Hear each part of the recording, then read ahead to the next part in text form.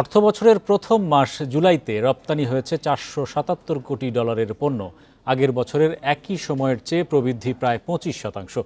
সোমবার রপ্তানি উন্নয়ন ব্যুরো ইপিবির হালনাগাদ প্রতিবেদনে এসব তথ্য উঠে এসেছে। গেল 2024-25 অর্থ বছরে $4,828 কোটি পণ্য রপ্তানি হয়েছিল, তখন প্রবৃদ্ধি হয়েছিল 8.5%।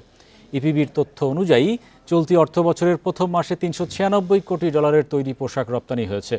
এই রপ্তানি গত বছরের জুলাইয়ের চেয়ে 24.67% বেশি। তৈরি পোশাক ছাড়াও চামড়া ও চামড়াজাত পণ্য, কৃষি প্রক্রিয়াজাত পণ্য, হোম টেক্সটাইল, পাট পণ্য, প্রকৌশল পণ্য, হিমায়িত খাদ্য, প্লাস্টিক পণ্যের রপ্তানি গত জুলাই মাসে বেড়েছে।